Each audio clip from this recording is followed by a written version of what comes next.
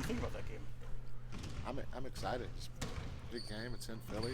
I told my son, I said, keep his head down when he's walking around the stadium. Don't wear red. Get up to the booth as soon as you can. Hurry back down to the locker room after the game. It's good advice. Yeah. Good advice. How you guys just feeling after kind of last night? I know they're the defending champs, but Kevin kind of kept some perspective and said, they're the second night of the back-to-back, weren't looking like themselves. How do you kind of use that context coming into today? No, every game is different, and we know how it is to play on a back-to-back. We've struggled on back-to-backs, especially with the pace of the league in today's game. It's a lot different than even 2 years ago. And having said all that, it was a good win. We did some things right.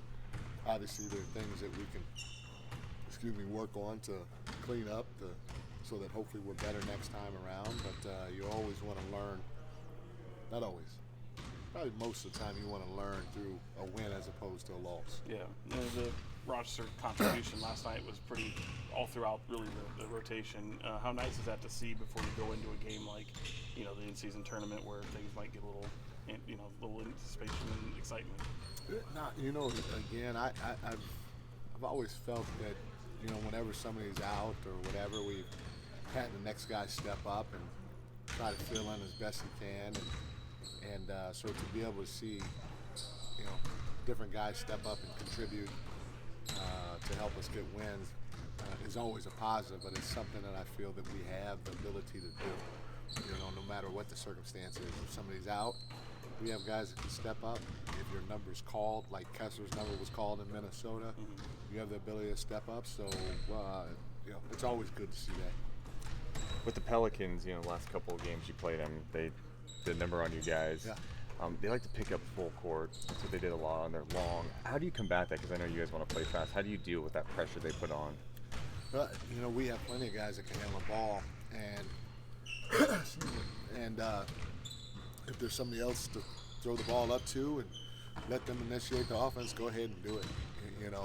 We don't rely just on one guy to initiate our offense or to get our fast break going. We have multiple guys that can do it, but we have to get stops in order for that to work. And if that ball is going through the net for them at a clip of 55-60%, then it's going to be a little harder to get out and run, especially with the way that they play and the length and the athletes that they have with Jones and Daniels in particular.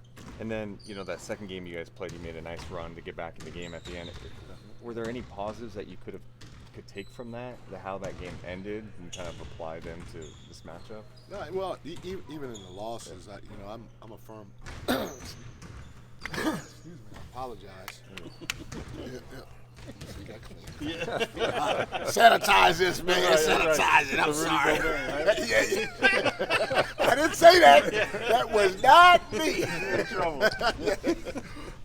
But even in losses, you can try to find things to help you win. So,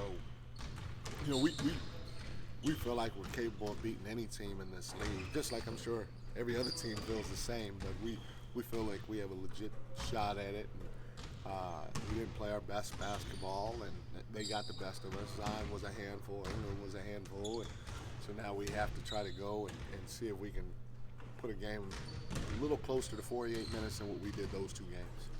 Jokic still got his last night, but I thought you guys did a lot of good little things on the defensive end. Is there anything that you're going to be carrying from last night's game into Monday's game against Zion or the rest of the team? Like I said, every game you learn a little something, and we Jokic is a multi-time MVP, and so we threw some things at him, and and when we double teamed him, it allowed us to quote unquote work on our rotations. Obviously, it's no secret we're going to have to double team Zion probably, and so double teaming somebody, getting a chance to work on your rotations and all that other stuff, and trying to clean up your double team situations always can help going forward, especially if you're about to face another guy that you may have to double in Zion. Does Zion look kind of like what you remembered when he first came into the league? Is he kind of back to that form again? He's a heck of a player, man. He's fast, he's big, he's strong. He can handle the ball. Everybody knows exactly what he's going to do, but it's still hard to slow down and or stop. And so, he gave us fits. Hopefully we can do a little bit better job on him to make him work a little harder than what he did these last couple of games. You know, the opponents that you guys have faced, we frequently talk about length and physicality, and obviously that can be a bugaboo for you guys. Yep. Where do they kind of rank in some of the opponents that you've faced when it comes to that department? Well, they're up there.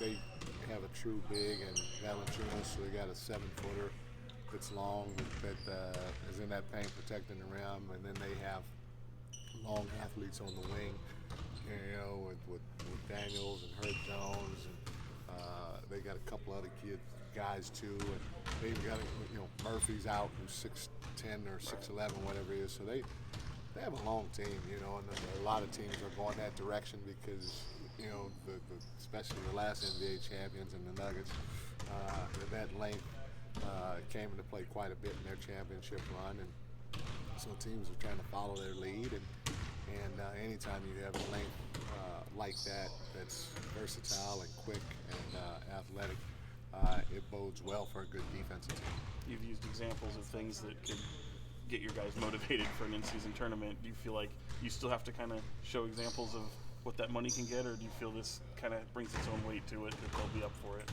No, and the whole time we feel like our guys, we feel like our guys are motivated. They're self-motivated.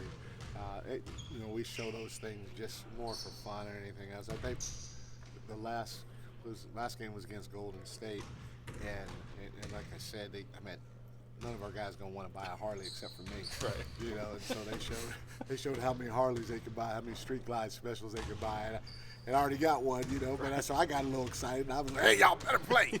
Give me another one." Shoot,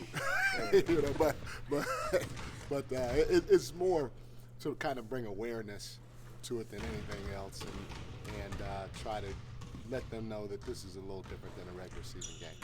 Will you treat it a little bit differently going forward? We have in the past, and we have in the past, and we will continue. I could see Malik on a Harley. Maybe. I can see that.